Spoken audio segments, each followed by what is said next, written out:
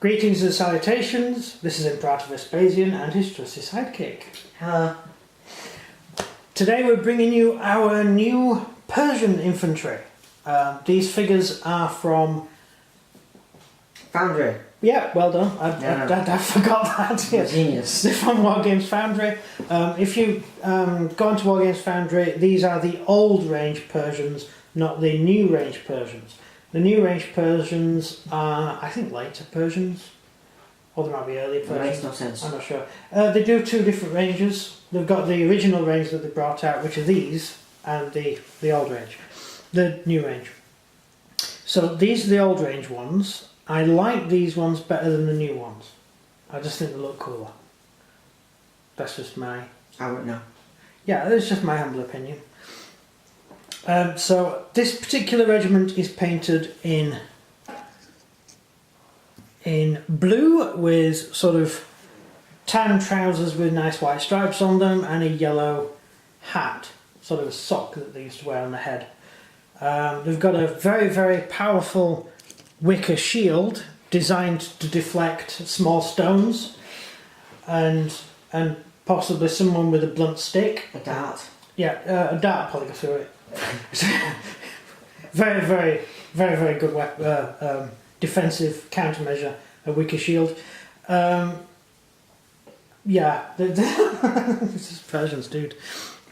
Right, so well, I'll just put these sideways. This is how the Persians usually fought. If I just manoeuvre a few figures, you see this rank deployment.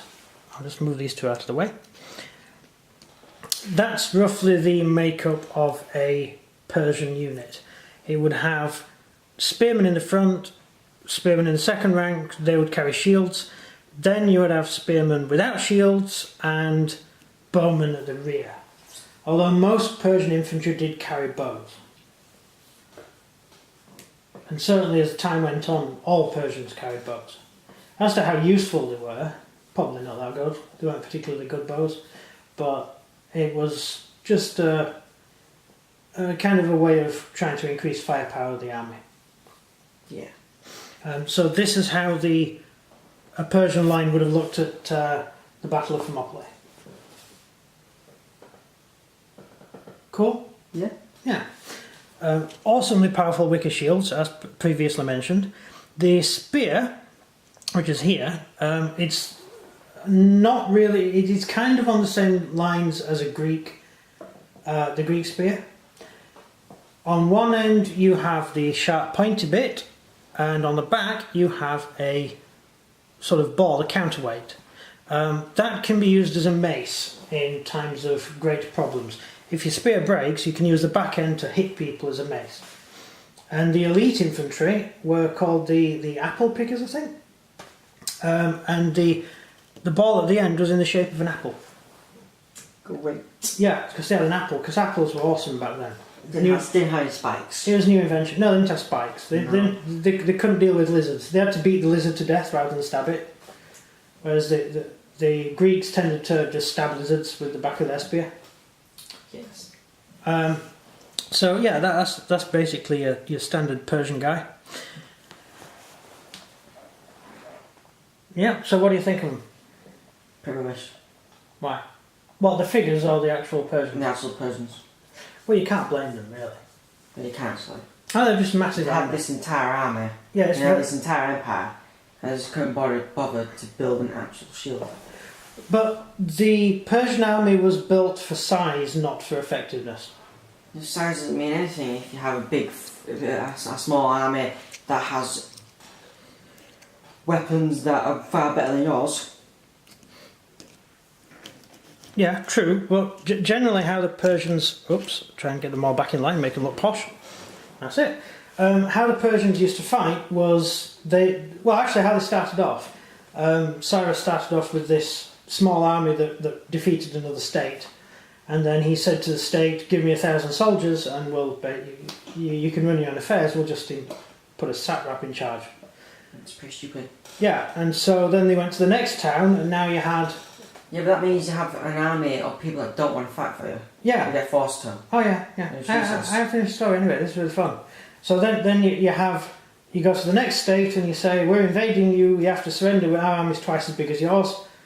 And that state said, okay, we'll join you, and then that state joined them, and then they'd go to the next state and say, our army's 4 times bigger than yours. And it just went on and on and on and on until the Persians had this absolutely enormous army of 1.5 million men, which was the biggest army the world had ever seen. What's the biggest army these days? Chinese army, I would assume? Yeah, like, what's the, like, is it bigger than 1 million, 1.5 million? It had 1 million men under arms at one point, but it's recently cut the numbers because they've got a low birth rate. Their birth rate's gone down, so they've cut the size of the military. And then I suppose something like Russia, or maybe one of the Islamic armies. Not sure how big the Iranian army is. Well, these days it's probably quite small. No, it was a decent sized army. I think they have conscription, so you tend to have large armies if you have national conscription. We don't do that anymore. No, we don't. Imagine all the kids at university in the army. It'd be awful, wouldn't it? The protest. Yeah, like, I don't like carrying a gun, it's heavy. This gun's oppressing me. I don't want to polish my shoes, it's oppressive having to polish shoes. Whiny little piece of... Anyway, in the Persian army, life was pretty good. They were well fed. No, the Persians actually put a lot of effort into feeding their troops, into keeping them clothed, probably keeping them equipped. And the Persian army had a huge infrastructure for supplying troops with food and equipment. So it was a huge amount of paperwork, which you get with all armies. Although each individual regiment wasn't self-contained, only the Immortals were. The Immortals originally started off as the bodyguard of Cyrus, and then they grew to be quite big. 40,000 elite soldiers. Quite cool. Yeah. Not bad. The reason they were called Immortals is because they had, as soon as a man died, they simply replaced them with another man. So it seemed like the Immortals weren't dying, even though you were killing loads of them. Then they fought Spartans and ran out of Immortals. So, because you can't replace the casualties. These are actually listed as Immortals. I'd really class them as regular Persian infantry. This sort of your regular Persian dudes. Probably Immortals had like different armour. The Immortals wore... that's a good one. That's fish scale armour, like this. Quite like the Greek armour, with a bit of protection for the lower region, in case... Spartan stabs you there. Yeah, in case something nasty happens in that region. You need that bit. That bit's important. They also wore the headgear, but they wore muslin over their face. So all you saw was a black face, you saw no face, so they had no faces. So you couldn't tell one from the other. They were all identical, like stormtroopers in Star Wars. These was like them. Yeah, so they were really scary, and also they made no noise. They didn't have battle cries or anything, they were completely quiet, completely silent in battle, which was quite scary for local people at the time. So there was this huge faceless army. And what the Persians used to do is they would send in all the Medes and all the rest of the peasants first to fight, and they'd all get killed. But they'd weaken the enemy, and then you sent in the Immortals, who were your best trained troops, and they would finish the battle. It was like sending the Guardian in Napoleonic times. You only send the Guardian when the enemy is about to be defeated. You don't send it in at the beginning. Like Napoleon did. Yeah. Xerxes made the mistake of sending in the Immortals in the second wave. He thought because there was only 300 of them.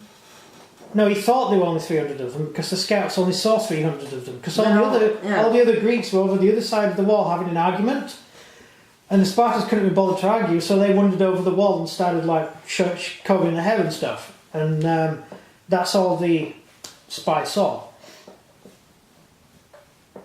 No, also they got ambushed as well by the Thespians, the Immortals. The Thespians were on the left flank. Yes. Then you had the Oh, they kept the ones that right trust track. in the middle. On the right.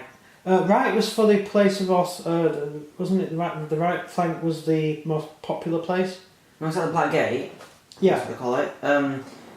The Thespians came out from the right and Yeah, you're right. They were, Immortals. no, they were on the left. Thespians were on the left, weren't they? Surely.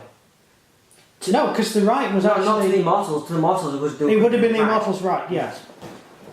But on the other side there was the sea, Yeah. so that side was safe because So, you couldn't yeah. put troops on that side. And the Persians had a problem because there was only two ways through: either go through the swamp or march through the hot gates. No, hot gates. Well, the hot gates was the most sensible, but You can't bring elephants across the map. yeah, elephants and your enormous rhinoceros stuff monsters, and that giant as well. You need The giant as well, Yeah, yeah. the giant. yeah, okay.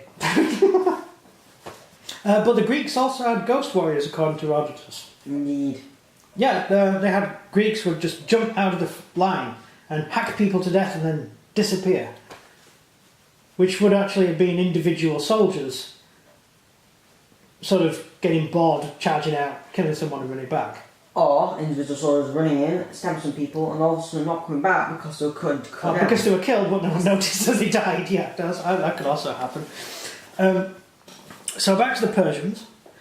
So if you're painting these as immortals, they're usually bright coloured. The immortals were quite bright coloured. They wanted to be seen, and they would wear, their faces would be completely black because they would wear something over their faces, muslin, which was, you could see through it, but you couldn't see through it from a distance. Yeah. So it was really scary. You could see the eyes. Yeah.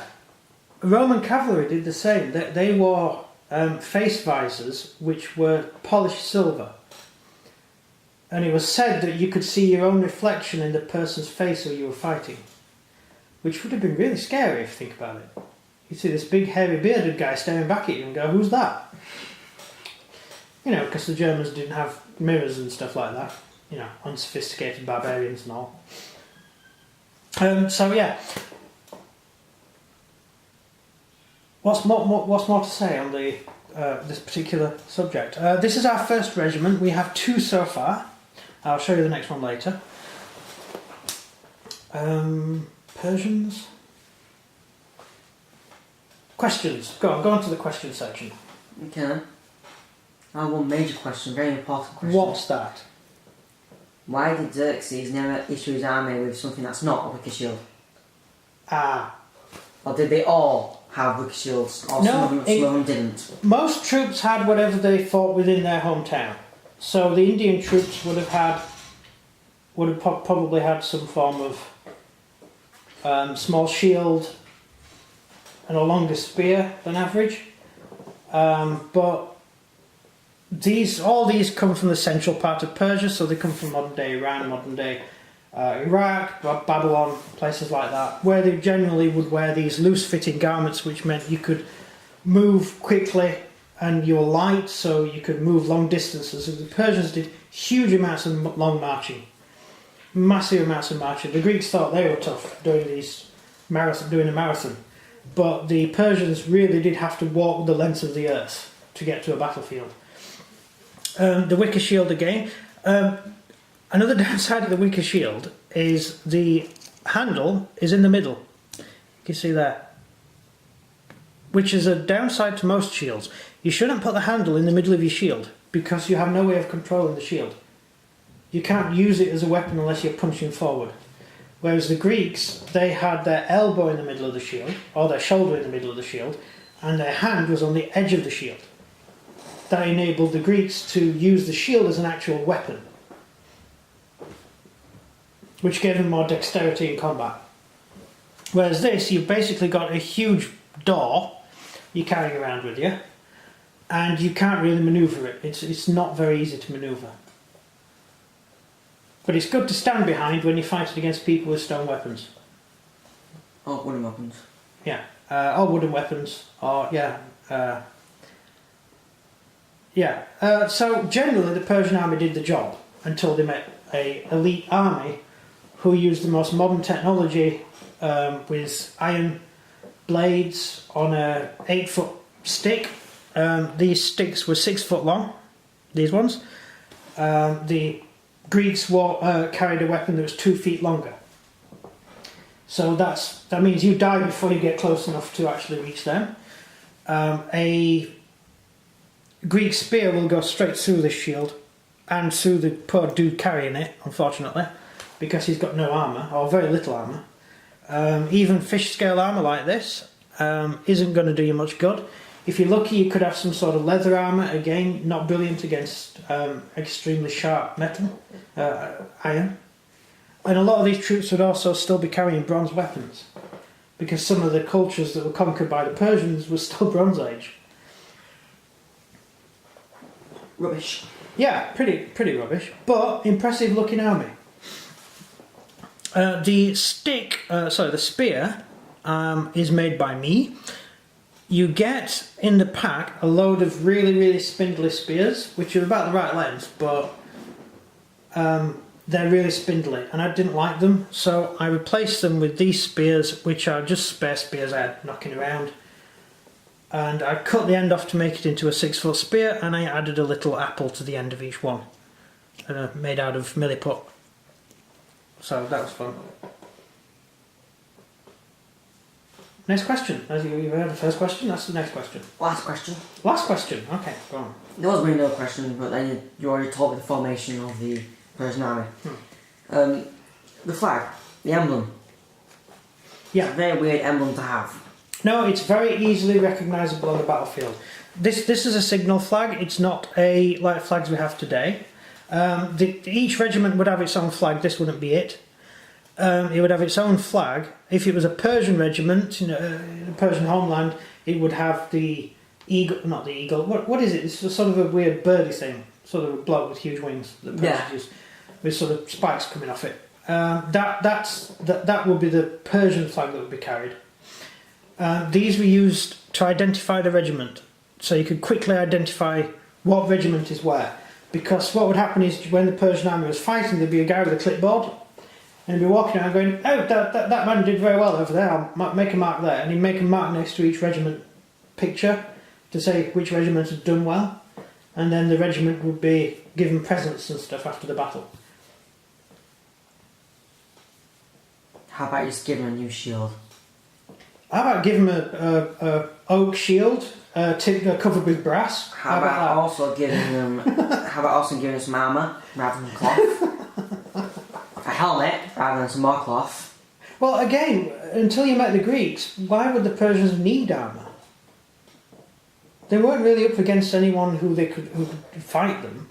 Well, as soon as they go further into Europe, you get people that are more... Oh yeah, the Russians kicked the Persian bottom, yeah, and the Eastern Europeans did the same to the Persians. The Persians were completely not expecting to come up against a cavalry army. The more west you go, the least likely you are to win. Yeah, because the barbarians have bigger weapons and are in a more bad mood. They like hunting things in Europe. But Europeans are a bunch of barbarians, and we used to really like hitting things with large pointy things. And when a Persian army marched into Europe, it was just something more fun to hit for the barbarians. These hairy barbarians that smell really bad because they wash in bear soap. They never made it to England, did they? No, they never made it to Britain. Honestly, at this time, it was like 500 BC, you didn't want to go to Britain. You really didn't want to go to Britain. No one wanted to go to Britain at that time. Living in Britain at the time would have been horrible. Burning people in wicker men. Although we had a great thing, our religion was great, because if you had a message for the gods, in Greece or Persia, you'd go to the priest and say, "I want to give a message to God," and the priest would say, "Oh, I'll mention it next time I talk to him," and you gave him a few coins for payment for mentioning something to God. Whereas in England, you'd say, "I want to send a message to God." You told the priest your message, then you garroted him and threw him in the river. So when he went to heaven, he got... We're very religious. Yes, we were very religious back then. I think it was just a way of controlling the priesthood. It's like, don't step out of line, otherwise I might have a message. I might send a message, yeah. And I suppose the more higher ranking you were, the more important the priest was for the message. So if the king wanted to send a message, the head of the religion would be Garrosh. The archbishop. The archbishop would buy it, yeah. Persia, again, they were quite religious, but their religion was a little bit different from Athenian religion. The Athenians believed in sages and stuff like that. Persian religions tend to be a little bit more organised, although some Persian regiments would have carried out human sacrifice at the time, which was fun. But so did the Spartans. They used to do a human sacrifice, and then the priest would come back and say, the gods have told me the Persian plan. Really? Yeah, which means what? Which means that they got a Persian that has all information and tossed him for a little bit. Bingo! Bingo! And then got some information. Well, the Spartans didn't want to admit to torturing prisoners, so now God told us. Yeah, that's it. That's how it works. So yeah, this is basically our first little Persian regiment. I say regiment, it's not really big enough to be a regiment yet. It will be. I only spent, 70 on the Persian army, or 50 on the Persian army. So I've got twice this, quite a few casualties, which I'm using as well. So I've got a lot of casualties to go on sort of little vignettes bases. So they look cool. I've already showed you one, but I'll show you another. Like this. So to make the base look impressive, there's a dead Persian stood at the guy's feet. That's Themistocles. One of the most boring Greeks ever to have lived, but he was a really good general. I like killing people. He liked killing Persians. Yeah. He didn't like Persians. He didn't like Spartans all that much, to be honest. So yeah, that's Who likes Spartans, really? No, really. No one likes Spartans, no, it's true. But it's better to have the Spartans with you than against you. Just have the Spartans in front of you. And then if you do all the work, you just sit there. Yeah. That's the Persian army so far. Well, army, not an army. It's the beginnings of my Persian army. And that's it. I hope you like the basing as well. I got all these bases for another game, and I've got spares, so I decided to base them like this instead of the clear plastic bases. Also, if I base these on clear plastic bases, as you can see from the side profile, it takes quite a lot of room up, and if I use this is a clear plastic base next to it, which you can see the size, the figure wouldn't actually fit on the base. It would be side profile. It just wouldn't work. So I decided to base on these particular bases instead. That's just showing you how my brain thinks. My brain's better. Is it? Yeah. Yeah, well, you've just done the exams and stuff, haven't you? So, or are doing. 6 weeks. Yeah, you'll forget it all in a few days. No, that's 6 weeks. I'm not going to be doing. No, I mean a few days after your exam, you'll forget everything you learned. I don't mean days. I mean hours. Yeah, hours. Yeah, just instantly forget. I'm supposed to finish a history exam, just forget everything about Hitler. It's just like Hitler never existed in my brain. Yeah, we've had that discussion before, haven't we? Yes. Oh well, never mind. So that's the end of this video. We'll show you the next video and give you a bit more information on the Persians, a little bit more fun stuff. So over to you. I just trapped my hand. Did you? Did the viewers need to know that? Yes, because it hurts. Yeah, well, stop swinging around in the chair then. If you enjoy this video, please do like and subscribe and comment down below what you think of the Persian regiment. That's everything from me. And everything from him. Goodbye, and thank you very much for watching. Indeed.